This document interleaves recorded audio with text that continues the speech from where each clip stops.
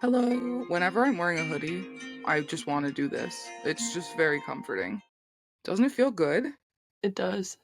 Mm-hmm.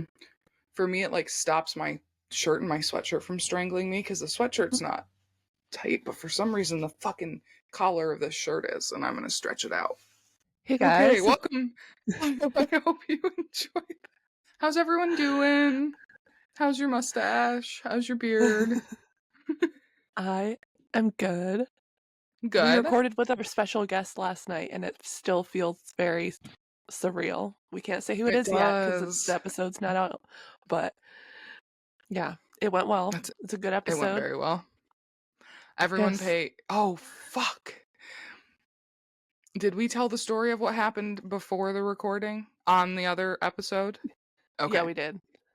Keep Yeah. listening to the end to find out how our first moment on the call went. How the mood was set immediately. Yes. It did be set. Haley did an amazing job. So, since it's not going to be goofy, and I think that you mentioned might be a little heavy, what are you educating us on today, Papa PP? So we're going to talk about the Norway attacks that happened in July of 2011. This is going to be... Whoa. That's way more fucking... I'm sorry, that's way more fucking recent than what I was assuming. Yeah, dude. This is going to be at least 2 parts. It might end up being 3. I just haven't figured out how I'm going to do the second part of this, because in this one we're going to talk about the guy who did the attacks, his background, and what he did to plan everything. Mm-hmm. And then we'll talk about the day that it happened and the trial afterwards. So I'm not sure if I want to split it into part 2 being just about the day and then another part with the trial, because there's a lot of information. I'm ready. I love a good multi-parter. I'm ready to learn some history, get educated, and I love when you do a big deep dive like this. So everyone fucking buckle up. Buckle up, Papa. So on the 22nd of July in 2011, a car bomb exploded outside of a government building in the center of Oslo. Hours later, police were informed about a mass shooting at a summer camp on an island north of the city.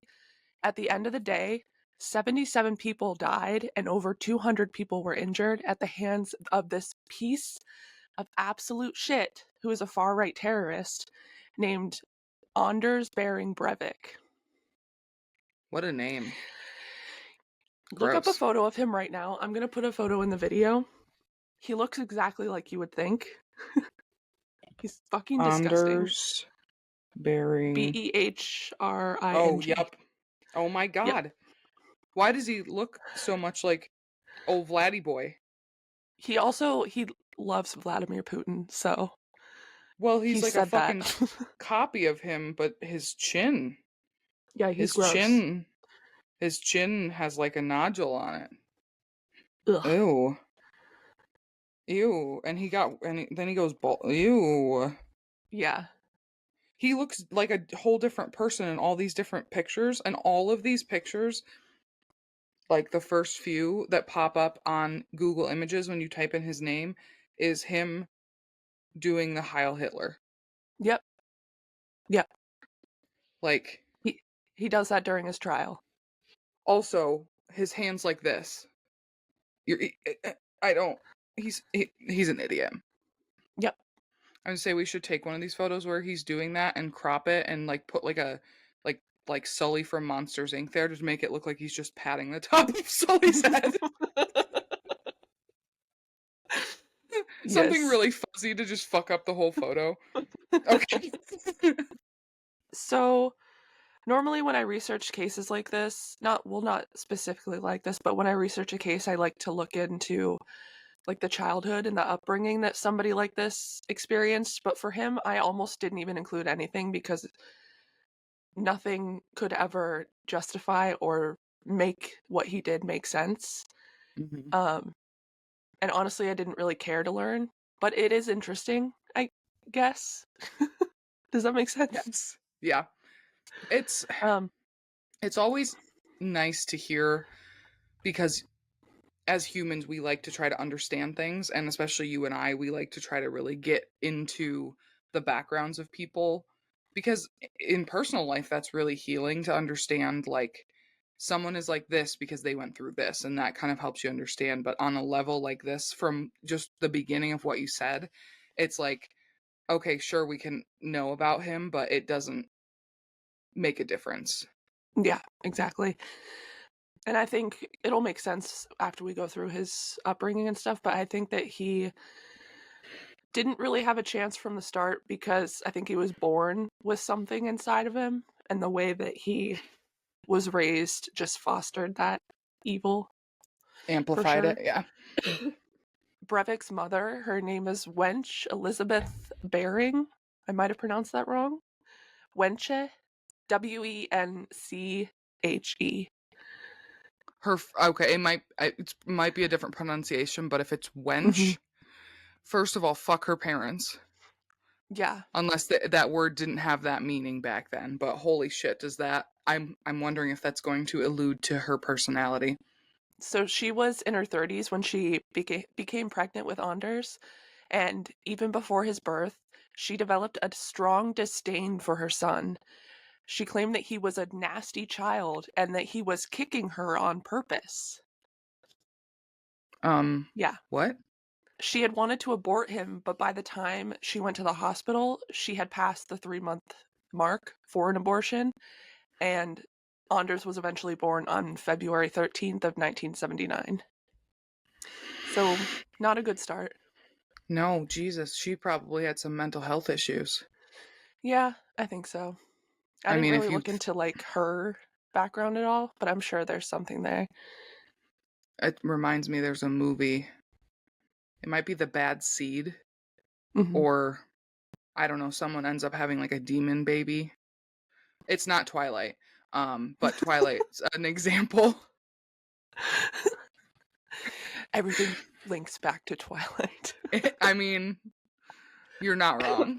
She should have read Twilight and learned Yeah. that vampires have it worse, or Oh humans my with god. vampire babies. Let's take a quick pause real quick. I saw this Okay. TikTok last night that said something like Twilight is the reason that Oppenheimer won all these awards at the whatever the fuck just happened. Hold on. What was it? The Grammys? No, Huh? that's music. I'm trying to remember what the award show was. Oh, hang on. My I said AirPod's Grammys, but that's disconnected. music.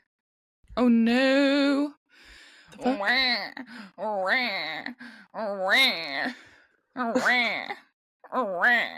Oh, you're connected now? I can stop crying. I was trying to guess I Yeah. couldn't remember the name of the reward show, but it's not the Grammys, that's a singing show. Or a Is music it the award show. Oscars? No, I don't know. I don't care, honestly. it was terrible anyways. I hope I liked it. I'll be pissed. So Poppenheimer. No. Oppenheimer. Oppenheimer just got put on Peacock and I watched like the trailer for it. Tell me why the way that people were talking about Barbie and Oppenheimer at the same time made me think that Oppenheimer was in the Barbie movie and then they made a spin-off about Oppenheimer. Okay, so I found it, and Twilight is involved in this, but the caption is 9/11 directly resulting in Ellen getting fired and Nolan making Oppenheimer. Oh my god. All right.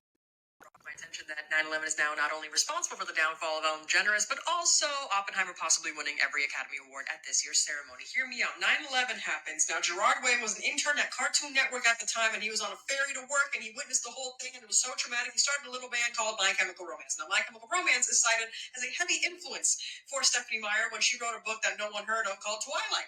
Now, Twilight is where the timeline branches, but we're not going to talk about that yet. Twilight becomes so popular that people start writing fan fiction about it. Now, somebody wrote fan fiction about Twilight, and it became 50 Shades of Grey. Now, 50 Shades of Grey, in its popularity, eventually Forgot gets about a that. film adaptation starring who? None other than Dakota Johnson. Now, Dakota Johnson was on the Ellen DeGeneres show not once, but twice, and called out Ellen for being not nice, and this gave the courage for other people that worked with Ellen to come forward and talk about how she was not nice, and then that is how we don't have Ellen DeGeneres anymore. Now, we're going back to the Twilight branch in the timeline. Now, Twilight became so popular, and Robert Pattinson has a documented disdain for this franchise, so he's like, I have to distance myself from this entire thing. So he starts making a bunch of incredible movies showing off his range, including a movie about 9/11, which is insane to think about. And eventually, this catches the attention of an unknown director named Christopher Nolan. Christopher Nolan eventually cast Robert Pattinson as one of the co-leads in his film Tenet. Now, at the Tenet wrap party, Robert Pattinson gifted Christopher Nolan a copy of the book American Prometheus, which is the biography of J. Robert Oppenheimer and the building of the atomic bomb. Now, Christopher Nolan liked this book so much that he's like, I'm going to make this movie now. And that is how Christopher Nolan now has what is considered his best movie ever and is probably going to win every single award this year at the Academy Awards ceremony. Academy Awards. Thanks for listening. It has been brought to That is insane. The fact Yeah. that there's so many connected things. I Gerard know. Way. I was not expecting him to pop up in there. I didn't know that he witnessed that, the whole thing. That's crazy. Me neither. No wonder that all of it's so emo. Yeah. Okay, back to the story. Okay, Norway. Poppenheimer. Oppenheimer. Psychologists reported later that she thought that Brevik was a fundamentally nasty and evil child and determined to destroy her. She stopped breastfeeding her son early on because he was sucking the life out of her. Yuck. Yeah. Bad image. And she's also, yeah. I mean, she sucks. He's not sucking the actual life out of her, but yeah, she just hates him. So a year after Breivik's birth, his parents' relationship ended. Breivik's mother moved back to Oslo into an apartment, and neighbors reported noises of fights and that the mother left her children completely alone for extended periods of time while she was working as a nurse. And in 1982, she applied for respite care for her son. And respite care provides short-term relief for primary caregivers, and it may last a few hours to several weeks. Okay.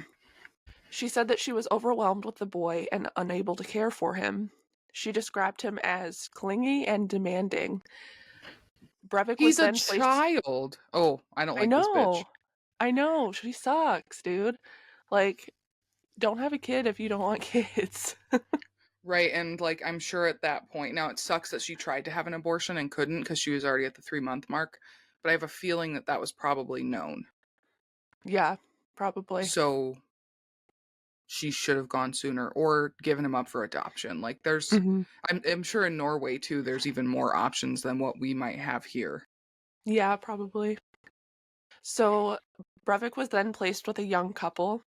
This couple later told the police that the mother, when bringing 2-year-old Brevik to the house, had asked that he be allowed to touch the man's penis because he had no one to compare himself to in terms of appearance.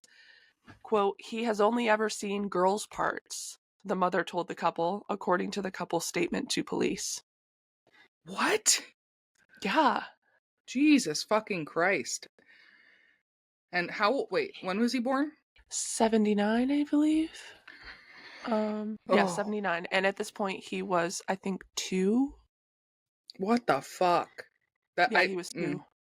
By age 4, 2 reports had been filed expressing concern about his mental health. A psychologist said in one report that he had a peculiar smile, suggesting it was not anchored in his emotions, but was rather a deliberate response to his environment. In another report, concerns were raised about how Brevik was treated by his mother. Quote, she sexualized the young Brevik, hit him, and frequently told him that she wished he was dead. Jesus Christ. Yeah. I have this weird, feeling that she had a weird feeling that there was going to be something Something wrong with different him? about him or like Yeah. wrong about him. Yeah. And then she just like didn't let it go. Mhm.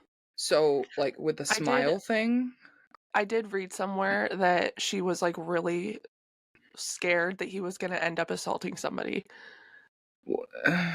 I don't get it. Teach him I not don't to. either. Right? You have some control over that. I mean, people are going to turn out how people turn out. Lots of people Mhm. have great parents and turn out shitty, but kind of fueling his disdain for people and especially women, Mhm. I don't get it. Gross. I don't like her. In the report, Breivik's mother is described as a woman with an extremely difficult upbringing, BPD, and an all-encompassing, if only partially visible depression, who projects her primitive, aggressive, and sexual fantasies onto Breivik. Oh The report God. the report recommended that he be removed from his mother's care and placed into foster care, but that never happened. Why? There were several reports about this, and nothing was ever done. Just goes to show that the systems kind of suck everywhere, especially back then. But the fact Yeah. that she sexualized him but was worried that he would assault people, Yeah. that none of that tracks to me. And like the BPD is a very difficult mental illness to have, Mm-hmm. but I feel like it was something more than that. I don't He's know. probably untreated. Definitely untreated. Mm-hmm. In February 1983, Breivik's mother sought help from the National Center for Child and Adolescent Psychiatry. Breivik and his mother were outpatients, and they stayed there during the day for about 1 month. The psychiatrist's conclusion was that Breivik should be placed in the foster care system and had to be removed from his mother for him to develop normally. So again, somebody is like, this is not a good situation. Psychologists believe that Breivik's mother had punished him and reacted extremely negatively to him displaying emotions, leading him to become devoid of any visible emotions. His mother had also claimed that he was unclean and that she constantly had to care for him, which, like, he's a child. Yes, you What did you constantly think? have to care for children. If he's like 4 or 5 years old, Yeah. you probably didn't teach him how to do it either. Yeah. It sounds like she projected a lot of her shit onto him. I think so. And then he just learned like those things from her. And Mm-hmm. also genetics. Yeah. Okay. Psychologists believe that Breivik had developed obsessive compulsive disorder because of fear of punishment from his mother. He did not show the normal level of uncleanliness of a 4-year-old and had no understanding on how to express emotion normally. On rare occasions, his long phases of emotional voidness would be interrupted by fits where he would erupt and display extreme uncontrolled emotions. It's sad. I know he turned out to be Yeah. a piece of shit, but when you're a kid, You can I feel feel for bad for the kid, you don't feel bad for no, I what the feel kid turned bad out for to be. that version of him. Yeah. Yeah. In his adolescence, Breivik's behavior was described as rebellious. In his early teen years, he was a prolific graffiti artist and part of the hip hop community in Oslo West. He took his graffiti much more seriously than others did and was caught by police on several occasions. And like in interviews that I read that he did, he talks about how he was the best graffiti artist around and everybody looked up to him. But then interviews that other people did who knew him at this time were like, he was weird and nobody liked him. That's fucking sad, dude. Yeah. He finally found a way to express his emotions and it was fucking illegal. Yeah.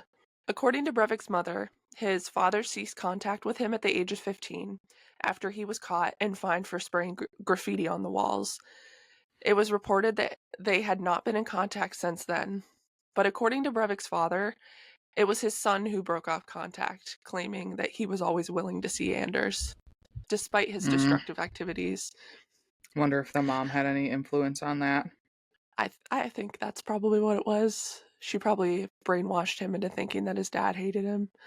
Yeah, probably. At this age, Breivik fell out of touch with his best friend and broke off contact with the hip hop community. And after finishing high school, He tried various schemes to make quick money, such as selling advertising space by phone, which he failed at. Later, he was able to briefly peddle fake college diplomas online, but he stopped just before he got caught. At one point, Brevik was introduced to the Freemasons by a relative, but he got bored of the idea pretty quickly and he never attended any of the get togethers. Interesting. Mhm. I feel like I've heard bad things about the Freemasons. Wasn't Alyssa Turney's dad Was he? like was he part of them, or I know it was something about the Union, but the Freemasons. I wouldn't be surprised if that is something he claimed or something he was actually part of. Yeah, Um, because they're not a good group, right? I don't know that much about them, but I did work for a guy in Florida when I was a server. He was the owner of the restaurant. It was Lager House.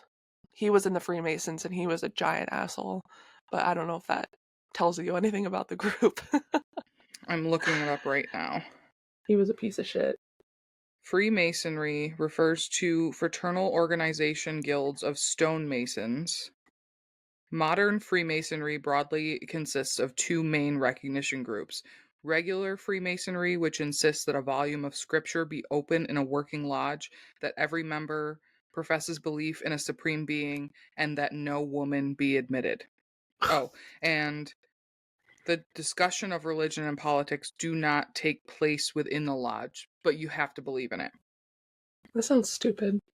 The degrees of Freemasonry retain the three grades of medieval craft guilds, those of entered apprentice, journeyman, or fellow, and master mason. So a cult. Yeah. I'm pretty Yep. sure there's one here in Yeah. Jamestown. Mm. I've driven past it because I recognize the logo with like the rulers and the fucking compasses and shit. Yeah. Yeah. No women allowed. This is a boys only club. Boys only, and you have to believe in God, but don't talk about God. Exactly. I'm so confused. I don't. Stupid. So, yeah, he got bored of the Freemasons really fast and he never attended. And this is when politics entered his life in the form of the Progress Party, which is a populist group whose main agenda was to turn public opinion against immigrants and the dangers of Islam. Jesus fucking Christ. Brevik hoped to be picked as a candidate for city councilor. Yeah. He should have stayed part of the Freemasons. He couldn't have talked about politics. Jesus H. Yeah. What was the group? What was it called again? The party? The Progression the Progress Party? Party. That's so. You would think that that was a good party because, you know, Yeah. the way we think of progress now. But it was like the opposite. And then they just feigned under the name Progress. Mm-hmm. Yep. As time went on, his dreams of power became increasingly aggressive. He turned to guns, acquiring unusual experience in weapons and military hardware. But Brevik was considered too weird even for the Progress Party and was never asked to run for office. Oh, God. So that pissed him off, I'm sure. I bet. And to know that you're too weird for the fucking right-wing terrorists. Yeah. So I know we're all wondering, what about his love life? Oh, God. That also failed to take off. When a mail-order bride was summoned from Belarus, Brevik's mother seemed delighted. At last her son had found a girlfriend, but nothing came of this either. Some who knew Brevik, who was always a snappy dresser and liked to wear makeup, were convinced that he was secretly gay. He denied this fiercely and bragged that he was quite a brothel man, quote unquote. Oh my God. Yeah. Oh my God. Who cares if you're gay? People should stop accusing him at the same time, but like, I'm quite the brothel man. Like, that is not a flex, my dude. No, you needed a mail order bride to have any sign of a love life. Or yeah, and then she mailed herself back. Yeah. After the power, money, and glory had eluded him in real life, Brevik found solace in virtual reality. He announced he'd be taking a sabbatical, moved into his mother's apartment, and locked himself in his room for days and nights playing World of Warcraft. He became Oh my a God. warrior. Yeah, I'm yeah. sorry. Jesus Christ. Oh my He's God. he's such a little piece of shit. It fits the stereotype so It does. terribly well. And if you play World of Warcraft, that's totally fine if you have fun with it. But he made it his whole personality, and he's gross. So I'm gonna And make fun of him. people who make stuff their whole personality get to be a lot. Yeah, definitely. Yeah. So he became a warrior in the game and called himself Anders Nordic. So original. Blech. Vom. So later on during his trial, he said, quote, "Some people take a year off playing golf. I wanted to take a year off to play World of Warcraft, especially bearing in mind the upcoming so-called suicide action. I wanted to have no remorse as to what I missed out on." Okay, so first of all, the year off playing golf thing, you know what my brain went? My brain said? Hmm. Trump. And then I wanted to take a year off playing World of Warcraft because I didn't want to miss out on anything. You missed out Yeah. on like living, my dude. Well, in his mind, I feel like he was like, I tried living in the real world. I'm gonna live in this world, you Yeah. know? Which is valid for so many people, but like I started gaming recently and I love it. It's a nice escape. It's a very nice way to like get some of my emotions out because I'm not hurting anyone, but Mm-hmm. when you make it your whole fucking life, it isn't good. Just not No. good. It was all part of his desensitization. Is that how you? Yep. Desensitization plan. He insisted. Desensitization. Sorry. Desensitization. It was all part of his desensitization. No, you got it. You got it. Desensitization. Desensitization plan. He insisted of removing himself from normal life so that he could transform himself into a cold-blooded killer. He said, quote, "In many ways, it is a protection mechanism. If you're going to be capable of executing such a bloody and horrendous operation, you need to work on your mind, your psyche for years. We have seen from military traditions that you cannot send an unprepared person into war." I mean, correct, but also, no. No. No. This was part of my plan to Mm-hmm. desensitize myself. Yep. But how? I don't know. It's not real. And especially back then, I know the graphics couldn't have been what they are now. Yeah. There's nothing. It doesn't make sense. It's not going to. I mean, unfortunately, it worked for him. You It know? worked, but it doesn't make sense. Yeah. But even in this make-believe place of brave warriors and cataclysmic wars, Brevik remained an outsider. Others who played the game with him found his delusions ridiculous and refused to accept him as a worthy player. Thank God we can report people online now. Yeah. Not that it probably would do anything, but holy shit. Mm-hmm. He's like in the game, fucking on the voice chat or whatever. Oh yeah, I'm just here desensitizing myself so I can go murder people. Okay, what's your IP address so I can send someone after you? Holy Right? shit. So later during the trial, Breivik's mother was called as a witness for the prosecution, but didn't attend after being signed off by a doctor. She told psychiatrists assessing her son's mental health that he had acted strangely after moving back in with her, sometimes sitting on top of her on the sofa or attempting to kiss her face. In a statement to police read out in court, she said, quote, "I felt like I was in prison with him. He was uncomfortably intense. He started saying I was a Marxist and a feminist. From 2010, he became really strange." Okay, bitch, but you bred that into him. Yeah. You What do you sexualized expect? him and you made him like this, so of course he's gonna fucking hate you and Yeah. want to do the opposite of everything and just use you to live at your apartment and shit in a diaper while he plays World of Warcraft. Ew. That's what I'm picturing. Yeah. I wouldn't be surprised if that's what Yeah. happened. So in 2006, he decided to go it alone, From then on, he lived almost entirely in his imagination, but his fantasies were still linked to the real world of politics and ideology. Breivik became obsessed with the idea that the West was at war with Islam. Inspired by a multitude of books and websites, he transformed himself into a character in cyberspace called Andrew Berwick. As Berwick, he wrote a long manifesto titled 2083, A European Declaration of Independence, and it was full of aggressive talk cobbled together with his favorite from his favorite books. I assume I didn't finish that sentence. My bad. Um, about the need to save Western civilization from being taken over by Islam. And this was all before 9/11. Mm-hmm. I Oh mean, not no, that. was it? It was after. Oh, okay. Do you know what year he wrote the manifesto? Let me see.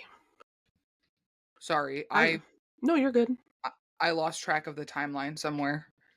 It was right after 9/11. Okay, that tracks then. In fact, however, Muslims were not the main targets of Berwick's war, in which he dreamed of martyrdom and murder. The main enemies of Berwick's Knights Templar, of which he himself was the, quote, justitious knight commander, were cultural Marxism, multiculturalism, and the cultural elites, who collaborated with the Islamization of the West, which is kind of confusing, but Yeah, but also, what are you talking about? yeah. I also wonder why he chose to get into politics, because if it was before 9/11, like, why? And he probably already had a hate for anyone that wasn't from his, Yeah. white whatever. Why? He was just susceptible to these messages. I guess. Like, I don't know. I don't get it. I don't either. To Breivik, these were not just words. He had found a cause, a way to show his real power and get recognition at last from a cold and indifferent world. It was now time for some real action. I know it's not ever going to make sense, but like, Mm-hmm. the only people that, like, the beginning of your hurt was your mother, who Mm-hmm. shares your race and ethnicity. So why do you hate other people so much? I th- I don't know. There's probably a better explanation somewhere and I just didn't find it, but my thought is like he was put down so much in his life by not just his mom, just like throughout his whole life. And like if it's true that his mom brainwashed him into thinking that his dad hated him, that's another person who rejected him. And the graffiti artist rejected him, the hip hop community, the one best friend that he had ended up moving away, and then the people in World of Warcraft kind of rejected him too. So maybe this is kind of his way of being like, I'm better than everybody who's ever rejected me, you know? Right. Yeah. That makes sense as much as it can, that Yeah. explains it. It's just, and probably too, because there was such a big group of people behind the anti-Islamic and Islamophobic, like, movement, basically, Mm-hmm. that he was like, well, I can get behind this group. And also, then it's people being blamed and, like, victimized for not having anything to do with it. It just so happened that the terrorists were Islamic Yeah. or Muslim. So in 2002, when Breivik was 23, he started a 9-year plan to finance the attacks in 2011. By his own account in his personal log, Breivik wrote, quote, I have lost faith in the democratic struggle to save Europe from Islamification. Armed struggle was the only way forward. I don't understand that either, because yes, 9/11 shook the world, but it was an attack on the US and he's in Norway. Well, I didn't even see anything about him tying 9/11 into it. I think it might have been something that he had in his mind before, you know. Okay. Yeah, it It just might is have had a so part in it, but weirdly coincidental. yeah. By 2005, Breivik was working to fund what he called, quote, a martyrdom operation. By the next year, he had started writing his manifesto. So it was 2005. or 2006 when he started writing it, which provided a political justification for terrorism and outlined his own plan to save Europe from the threat of Islam. The work identified categories of traitors in Norway who supported cultural diversity. Such traitors. How dare they? Oh my God, how could they support people existing? I know. Like, Jesus Christ, what monsters. I know. Fuck them. No. I'm just kidding. No. Fuck this guy. We're just speaking Yeah. as if we were Andrew Barab. Yeah, that's his name. That is. Blah, That's blah, his. blah. Yeah, that's all he gets is blah blah blah. The list included everyone from government officials, especially members of the Labour Party, to professors. Professional for this. To professors and journalists. In the autumn of 2009, Brevik entered what he called a phase shift in his project. He began researching how to build high-powered explosives, as well as plotting how to acquire the necessary chemicals to make them. He started looking for isolated farmland within a few hours' drive of Oslo. He ordered powdered sulfur from the US off eBay, which was described on the package as, quote, yellow artist paint dust. He ordered sodium nitrate from a company in Poland. All of these things would be key ingredients for the bomb. He obtained acid from various car dealers, along with 4 car batteries that contained a total of 6 liters of acid. Jesus Christ. Yeah. A wholesaler to car repair shops named Exide Sonak, it's probably not the right pronunciation, but was able to supply another 25 liters. They had sold out of the small cans, so it did not arouse any suspicion when he bought a large one. How? Like, how did that not make It should any, have. like, I don't know. unless he was like saying he was like a car dealer or something, but Maybe. But also, even then, like, mechanics don't refill your batteries with battery acid. Yeah. They just put a new battery in that's made by the fucking company. He started attending shooting classes at Oslo Pistol Club so he could get a firearms license, and completed the required 15 hours of training between November of 2010 and January of 2011.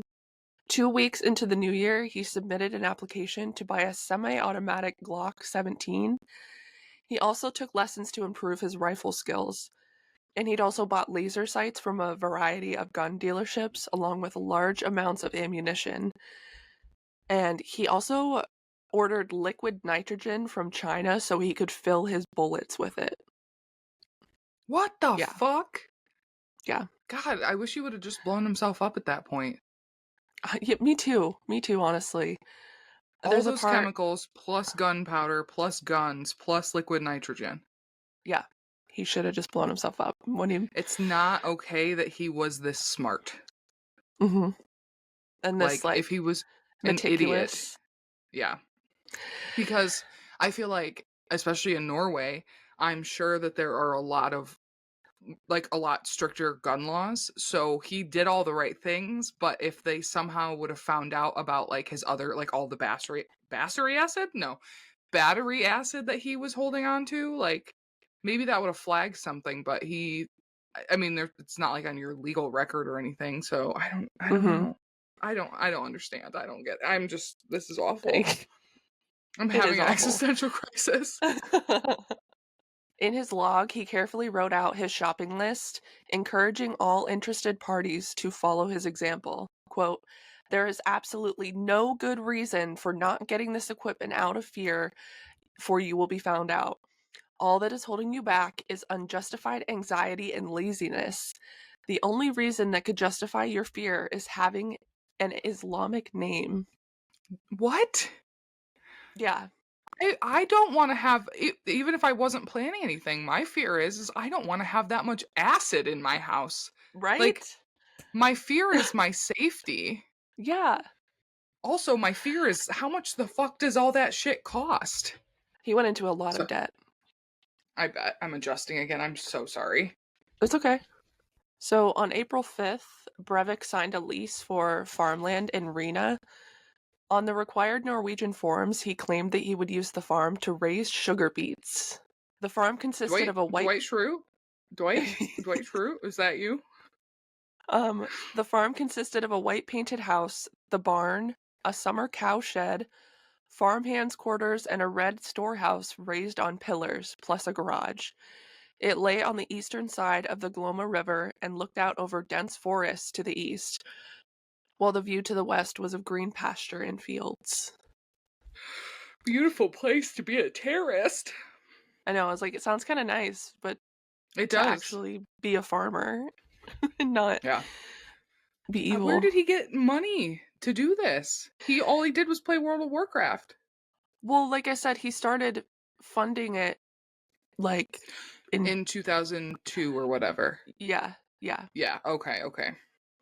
And I could be wrong. I think he moved out to the farm in 2010. Okay. I'm pretty sure. When Brevik announced that he was moving out of Oslo to become a farmer at a barbecue that he hosted, his friends were pleased. After 5 years of unemployment living in his mother's apartment, including 12 months of playing video games day and night, Brevik finally appeared to have found some direction. One of his friends said, quote, "I thought it was good that he moved out of his mother's house." Brevik appeared to have regained his spark, and his friends were relieved. They had worried about his increasingly erratic behavior. At the barbecue, he had announced he was not drinking and was taking anabolic steroids, and he continued to ramble on about Muslims seizing power in Norway. Then there was the book. He's doing better. Yeah, he's totally fine. Oh my god, he bought a farm. Ignore all that other stuff. He's got a farm now. He's not going to go out on the farm and still think about Muslims seizing power. It's totally going to just be gone. He's fine. He fixed his mental illness. Buy a farm. Healthy. The sugar beets will heal you. You might be stained red forever, but it's okay. Then there was the book he had been writing about the Islamification of Europe, plus the mysterious nose job undergone apparently after someone accused him of having an Arab nose. One friend said he had never been the same after being rejected by the mail-order bride that he had ordered. I mean... Get over it, dude. Get over it, but like, you order her, like money was you? exchanged, and she still was like, nah, dude. Yeah. She was like, USPS priority mail, thanks. I'd like to hear from her, honestly, like what her experience was. Another friend, a lawyer, remembered meeting him in a cafe where Brevik talked about the government subsidies available for farmers. And the friend said, "I thought perhaps he had now emerged from his depression." Because he's talking about subsidies? Yeah. Like, what do you... He's fine. How does that equate? On May 4th, Brevik rented a Fiat Doblo from Avis and moved out of his mother's apartment to the farmhouse, which was 87 miles northeast of Oslo. And he had ordered 6 tons of fertilizer on credit that were delivered the day he moved in. And of course, it's okay for him to do that because he just bought a farm. But yeah, a lot of people make homemade bombs with fucking fertilizer. The first day on the farm, he constructed the metal framework of the bomb. The next day, he started crushing aspirin tablets to extract this word. I don't know how to pronounce it. It's really long, but it's a type of acid. It's acetyl salicylic. Send it to me. I want to try. I'm not even going to type it out. I'm just going to send you a photo of it. It's okay, insane. when I sent Cryptopisthonus to you, I just copied it and sent it to you. So don't even worry. Acetyl salicylic. Acetyl salicylic. Acetyl salicylic. Because you can have salicylic acid and you can also have acetyl alcohol. So it's acetyl salicylic. The next day, he started crushing aspirin tablets to extract acetylsalicylic acid. He read online that it'd be best to use a pestle and mortar, but within a couple hours his hands were aching and he'd only crushed a small amount of tablets. So he put a large sheet of plastic on the floor and started crushing them with a 44-pound dumbbell he'd used previously for weight training. 4 hours later, he'd crushed 150 packets of aspirin. Jesus Christ. That's dedication. Oh my God. That is Crazy wow. dedication. I wonder how many fumes he inhaled. He's never going to have a heart attack. When it came to extracting the... I'm not gonna... This fucking word. Acetylsalicylic. Acetylsalicylic. Yes. Okay. I like that you were like acetylsalicylic. Like, la la la la. The la la la acid. I'm sorry. It's my turn to be off the walls, I guess. When it came to extracting the acetylsalicylic acid from the aspirin he'd crushed, none of the instructions he tried worked, and he ended up with useless salicylic acid. And he said, quote, "If I couldn't even synthesize the first phase of the easiest booster..." Oh, wait, hold on. I was going to do this in like a stupid voice.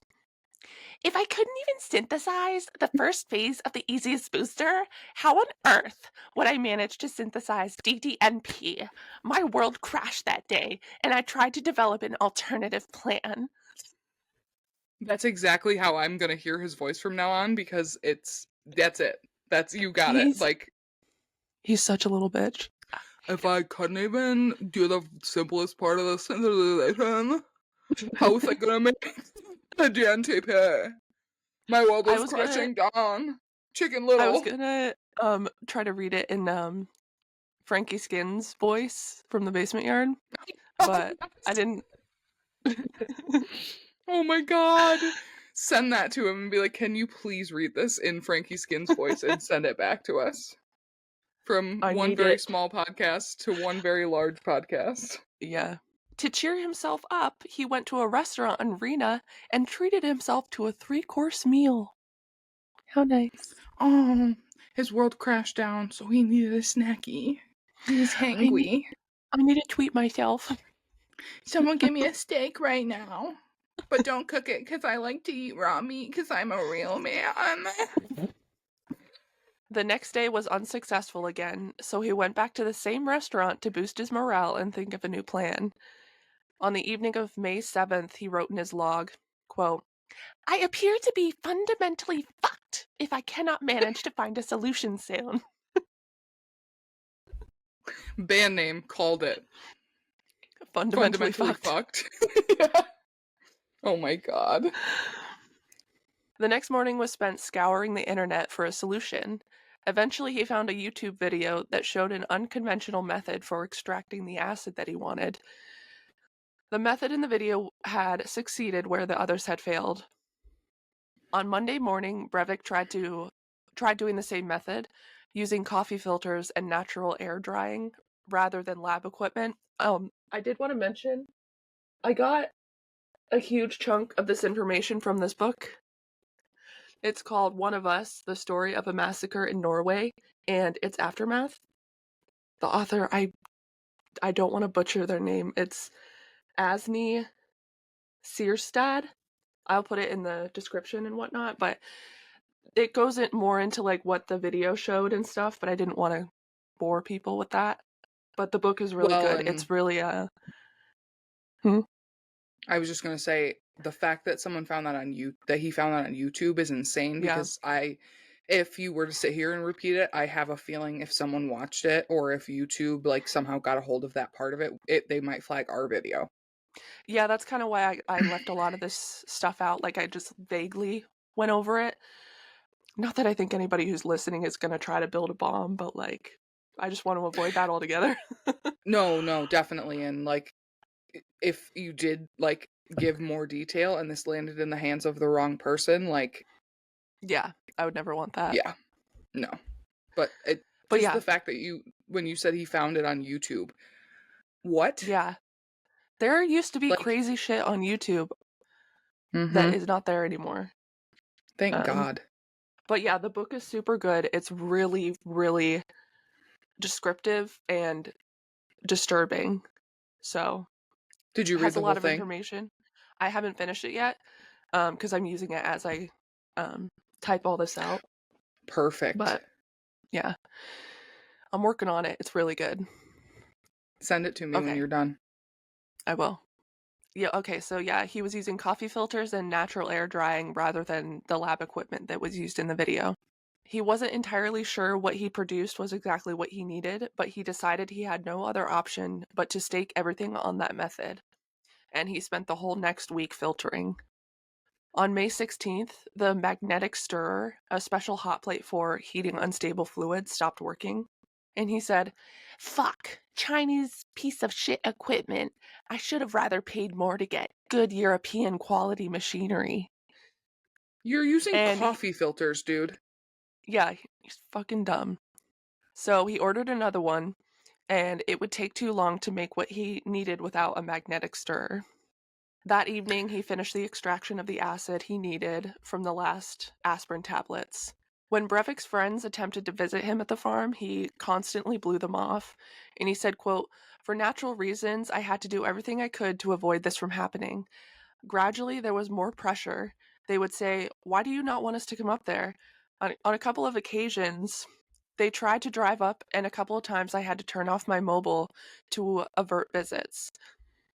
Only thing that went in my favor was that no street address for the farm. There was no street address for the farm, so they didn't find out where it was." And at that point, the friends, I don't know. I don't know what they could have done, but like, it's obvious that he's not there to be a farmer. Well, right, and I mean, I don't know. Again, it's Norway. I don't know, but if you all of a sudden now, if you moved out into a farm in the middle of nowhere, that would not be a red flag to me at all. I'd be like, Mm-hmm. when am I moving in?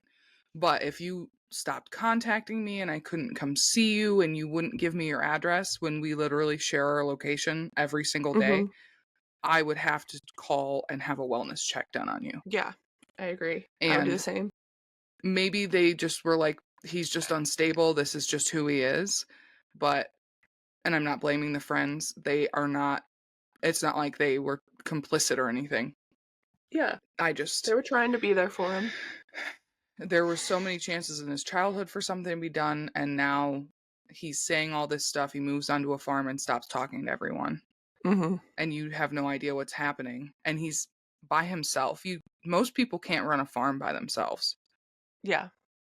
And if you have no farming experience, like, I don't know, it just seems like a lot of red flags for me. And something, call for a wellness check, figure out where it is. I don't know. But I mean, if the cops had gone there for a wellness check, he definitely would have been found out. So Yeah, it just definitely. sucks that he was so unstable that the friends didn't even really think of anything of it, you know? I agree. So, during this time on the farm, Brevik discovered as he boiled his acid that the process produced a thick cloud of smoke that he worried would arouse suspicion from his neighbors. One day, just as he was about to go outside wearing his full protective gear, he looked out the window and saw a neighbor who had stopped on his property to repair a BMW left by the previous farm owner. And he wrote in his log, quote, "I helped him push out the car and gave him the gasoline required to drive it to his place. I'm going to stick to nighttime boiling from now on to reduce my exposure to any unwanted surprises. I was very lucky today, something I cannot take for granted in the future." Yeah, I'm just thinking, like, when his magnetic stir stopped working, I'm sad that he noticed it. I wish it would have, like, caused, he wouldn't have a fire. noticed, and a fire or something to happen so he would not be around anymore. And I'm not one to normally wish that upon people, but, you know, No, he deserves how to be many dead, and this fucker is still alive, which makes me so mad. He's in his 40s. I 40s? hate him. Yeah, Like, that just, it's a whole different level. yeah, Yeah, and like being born in the 70s, well, late 70s, but into the 80s, you'd think he'd be more like free spirited, I guess, but yeah. whatever predisposition he had, and then his mother's fucking treatment of him Bullshit. just fucked him Yeah. up. Yeah. So later he advised the readers of his log, quote, "You ought to try to generate as much goodwill as possible from your neighbors. The goodwill will be returned indirectly by them not probing or investigating." That's like the first actual smart thing he said. Mm-hmm. I don't want my neighbors to talk to me. Same. When it came to the 6 tons of fertilizer he'd ordered, and half of it was non-detonatable to avoid suspicion, he planned to transfer 3 tons of it into 110-pound bags, pick them up with a forklift, take them to the barn and heave them onto a handcart, and then wheel them into the barn. By the end of the first day of this, he was exhausted and had only managed to move a fraction of the fertilizer. Why is he doing it in so many steps? I don't know. Maybe the forklift can't carry tons, you know? He has to split it up. I guess that makes sense. Maybe the forklift doesn't go, but barns normally have big doors, so Yeah. why not just drive the forklift into the barn? Again, he's not smart. I'm Yeah, asking I don't know. stupid questions here, but I'm just like, he's overcomplicating the fuck out of this. Not that I know how to fucking transport Yeah. detonatable fertilizer. You don't? Why not? It's so easy. I haven't practiced yet. I haven't started my manifesto. So, fertilizer is delivered in pellet form, each pellet coated in water repellent material. To make it detonatable, it has to be soaked in diesel, so the pellets had to be crushed in order to become explosive. The first method he tried failed. The first bag took him 2 hours, and the fertilizer absorbed moisture much faster than he had expected. And again, the book that I mentioned goes a lot more into detail about all of this. He said, quote, "Fuck, why can't anything go as planned? And the dumbbell set cost me a total of €750, and now it has proven to be worthless. What do I do now?" You want to guess what he did? My first comment though is, why did you spend €750 on dumbbells to crush shit? You live on a farm. I don't know. Did he use the forklift? Did he I do it don't by think hand? so. I think he did it by hand. It's the ones that I use for weight training. No, I mean, you said guess what he did. Oh, guess what he did to lift his spirits after he failed? Oh, he went to Chuck E. Cheese. He went to his favorite local restaurant and had a 3-course meal, a raw steak. Yeah. Yeah, he did. Yep. I mean, food's great, but goddamn, he was funding this restaurant at that point. By the beginning of June, he'd figured out a solution and was able to crush 3,527 pounds of fertilizer pellets and soaked them in diesel. On June 10th, after he produced his first batch of picric acid, Brevik tried to burn a batch of explosive in a test run. It failed, to what he called, quote, "my great disappointment, nothing happened." He just is relentless. Yeah. Like, He and the is. fact, like, just the amount of free time. I would like to see all of the bills. Mm-hmm. I wonder who ended up like, having to pay. Maybe he did, but he, like I said, he went into a lot of debt and just kept kind of like not paying them, or like paying a little bit of it. I don't know. Hopefully he had to pay for everything. I hope he continues having to for the rest of his life. Agreed. In jail. The next day he wrote in his log, quote, I have prayed for the first time in a very long time today. I explained to God that unless he wanted the Marxist Islamic alliance and the certain Islamic takeover of Europe to completely annihilate European Christendom within the next 100 years, he must ensure that the warriors fighting for the prevention of European Christendom prevail. He must ensure that I succeed with my mission and, as such, contribute to inspire thousands of other revolutionary, conservative, and anti-Islamists throughout the European world. Why? What a Why? fucking idiot. Why does he think that God would help him with that? Right. And God's not does with he you. not realize that? Oh God. Jesus fucking Christ. 2 days later, after making an adjustment in the process, he lit a fuse again, And he wrote afterwards, "It was probably the longest 10 seconds I have ever endured. This time, the detonation was successful." Do you want to guess what he did to celebrate? Mm-hmm. He went to Dave and Buster's. He went to his favorite restaurant to celebrate. With a 3-course meal. This time he had ribs. Imagine being his server. I bet he didn't tip. Oh, no, I'm sure he didn't actually pay either. He probably used a fucking credit card. Probably. That's true. He's still paying on all those dinners. Hope it was worth it. He probably thinks it was. Probably. Yep. He was able to purify the last batch of picric acid near the end of June and celebrated with 3 portions of Chinese takeout, beef with noodles and fried rice. You don't deserve Chinese takeout, sir. That sounds Also, really good, fuck though. you, fuck you, fuck you, because you were making fun of that thing that was made in China and you're being a fucking racist and now you're eating Chinese food? Yeah. Fuck you. Yeah. Fuck you. You don't get to enjoy their cuisine. And maybe he doesn't have a problem with Chinese people because they're not Muslim or Islamic. I don't know. There could be some Chinese, but whatever.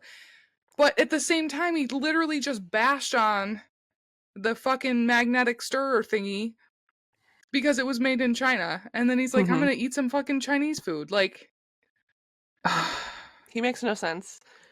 But I feel like there's a lot of people who shit on Chinese culture and fucking products. smash crab rangoons and Yeah, rangoons? and they Rangoons just- into their face.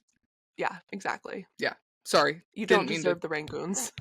No, you absolutely not. You don't deserve one lo mein noodle. You don't deserve a finely chopped green onion or a scallion. You don't deserve a fortune cookie unless there's poison in it. Exactly. So 2 days later, he decided to give himself the evening off and go to a Renaissance festival. Fun! Afterwards, he took himself to a nearby town for some more Chinese takeout. He's eating a lot of food. So about this trip to the Chinese takeout place, he said, quote, "There was a relatively hot girl in the restaurant today checking me out. Refined individuals like myself are a rare commodity here, so I notice I do get a lot of attention. It's the way I dress and the way I look. They are mostly unrefined people living here. I wear mostly the best pieces of my former life, which consists of very expensive brand clothing. People can see from a mile away that I'm not from around here." Blech. The narcissism, dude. Uh-huh. The narcissism. And just like, I don't think she was checking you out. I think she was keeping an eye on you because you're fucking terrifying. Yeah. Probably. On July 2nd, Brevik drove up past Oslo to Lake Tree. He took a steep hill down to a jetty where there was a boat docked. The boat, called the MS Thorborn, after a former Labour Party prime minister, was used for transport to a youth camp on Utoya Island.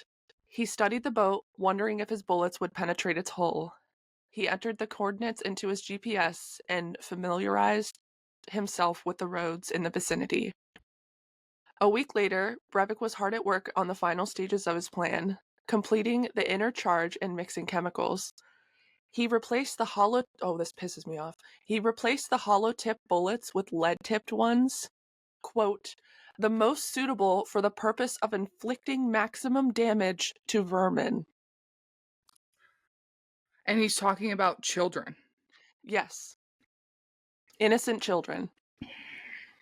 I wish someone would have put some lead into him. And he said this because my God. the hollow tips don't always expand like they're supposed to. Yeah. When I read that, I wanted to throw up. That's fucking disgusting. Like, Wanting to hurt anyone is just terrible, but like Children. wanting to hurt children that bad. Yeah. He packed a case of clothes that he'd be wearing. He'd gotten a long sleeve compression top from a sportswear supplier and sewn a fake police badge onto it. He noted that he needed to recharge his batteries and increase his morale for the most dreadful task. So he went out and bought a bunch of exquisite food and candy to prepare himself. What? What's his food thing? I don't know. Interesting. I like food, but if I was nothing, preparing to do something like this, I would not want to eat. I'd be so would have freaked out. no appetite. Mm-mm. So what remained now was to blend the ammonium nitrate and the artificial fertilizer with the aluminum powder, which would intensify the force of the explosion. It made a huge amount of dust, and he was covered in it, which I wish would have killed him, because it sounds a lot like what we talked about in the Wizard of Oz episode. I was first just actor, thinking that. Yeah, I wish it would have killed him, and he had symptoms from it. So, because he had protective gear, but he didn't want to wear it because it made him too sweaty. Anyways. Oh my god. Yeah. What a fucking idiot. I don't want to sweat, so I'm just gonna get covered in these chemicals that I'm using to make a bomb because I can never sweat in my clothes. I'm too fancy. I can't be uncomfortable when I'm preparing to murder people. I'm so full of exquisite food and candy, I don't want to sweat it all out. Jesus, what did he call himself when he went to the restaurant? A refined individual. I'm too refined to sweat. He's so gross. Would you want to just kick him in the teeth? Everybody who's listening, go look up a photo of him. I know I already said this, but he looks exactly like you would think he would look. Mm-hmm. He's so gross. Mm-hmm. So one day when Brevik had been working for 6 hours and had just gone inside to get something to eat, a neighbor turned up in his yard. Breivik's face was covered in shimmering powdered aluminum and his hair was striped with gray. He quickly washed his face but had no time to fix his hair. The neighbor offered to clear away stones for him so he could start growing his vegetables, and even offered to apply fertilizer so the land was ready. Breivik told the neighbor he'd changed his plans and turned the neighbor away. Interesting. Yeah, so the neighbors were definitely noticing that there was no farming happening, and he was not taking care of any of the buildings at all. Windows were broken out, it was dilapidated. Yeah. You've lived on this farm for a year now and you haven't farmed anything. Yeah. Other than bombs. Yep. Interesting. What the fuck? Ugh. I just want to say, when you think of small communities and probably farming towns across the world, you help your neighbors, but you don't bother them. Mm-hmm. It's kind of like they like to be left alone. Yeah. You know? Towards the middle of July, he started feeling sick and dizzy and worried it was the result of diesel poisoning. To counterbalance everything he'd ingested in the past months, he took vitamins and mineral pills with a herbal supplement that was supposed to strengthen the liver and kidneys. He felt worse and worse and decided to wear the protective suit while mixing the last 4 bags. Wow, a good decision. Well, I know. For him. Bad for everyone else. Imagine if he hadn't, maybe he would have fucking died. I wish. On July 15th, he went to Rena to catch a train to Oslo, where he would pick up a rental van. Late that evening, Breivik returned from Oslo in a van and removed all the Avis logos from the bodywork. On Monday Jesus evening, Christ. Yeah, that's the one he's going to put the bomb in. Right, it's just the fact that he took the time to do that. Mm-hmm. So it couldn't be traced, but that's not how... Okay, continue. Sorry. On Monday evening, July 18th, the bomb was ready. When it got dark, he loaded everything into the van. In the morning, he would strap everything down tightly. He said, quote, "At this point, I should be fearful, but I am too exhausted to think much about it." On July 20th, Breivik drove the van full of explosives to Oslo. Once in Oslo, he parked the van at the Olsen's Window Garden Center. He put a fake water treatment plant logo on the van to deter anyone from reporting the smell coming from inside. He then took his mother out to dinner because he was so hungry. Lovely. Oh my god, what a great son. The next day, the 21st, he took a train back to Rena and called a taxi to take him back to the farm and went to bed. On July 22nd, Brevik wrote in his log, quote, "I believe this will be my last entry. It is now Friday, July 22nd. Sincere regards, Andrew Berwick, Justice Our Knight Commander." And that's where Commander we're of going to end. one. Yeah. Oh my god. Commander of one. Yes. Nobody else was Like, aware of what he was doing. He says that people were aware, but it's not true. in his We'll get into that. his friends in his mind. Yeah. Or they would be aware when they read his fucking manifesto in his diary. Mm-hmm. Oh my Yep. god. The delusion. That's such dangerous delusion. Mm-hmm. You know, you think about people who have delusions, they're most of the time dangerous to themselves. Yeah. And he was a little bit, but Jesus fucking Christ. Oh my Yeah. god. I want to hear more, Haley. We can't. If I went into the day, this would be like a 4-hour episode. Okay. And that's already a lot of information. So It sit is. with It's that but for a bit. We'll get into the heavy stuff next episode. It's very sad and super frustrating. oh my god. I'm not ready, but I am, but I'm not. Yeah. Thank you for that first part. I had no idea about this. I wonder how many people don't. Probably a There's a lot. movie. It's called, I think it's called July 22nd. Don't watch it until after this. Oh no, I don't want to. Your storytelling and your sharing is perfect. I don't want to ruin it. After we're done with this, you should watch it because it is really good, and that's how I learned about it. And the movie isn't completely accurate, but I think it's still really well done. And there's a couple Okay. documentaries and stuff too. But Oh my yeah. god. It's so fucking terrible how many awful things happen in the world and we don't hear about them. Mm-hmm. Yeah. Like, and also I just feel like this is one guy in Norway, so this is definitely not changing my view of Norway, but Norway's so chill. So like Yeah. unassuming that you wouldn't think that this happened in Norway. Yeah. I think that's how everybody thinks, like, when they hear about this. This is like one of the worst things that's happened there. Is he Norwegian or is he Russian? I think he's Norwegian. Yeah, he's Norwegian. I'm trying not to read too much on it. On Wikipedia. I just wanted to see that, but his face. Yeah, you can tell he had that nose job, and I feel like he must have had other plastic surgery because this picture of him in 2011 looks so much different than he does. Mm-hmm. Oh, his nose. Wow, his nose fucking changes everything. Sorry, I'm like No, you're good. obsessing over these fucking pictures. Well, again, thank you. I'm very excited for part 2. We should record it like tomorrow so I can hear more. No, definitely not tomorrow. I'm not ready yet. I know. Well, and you need time to edit this one, so holy shit.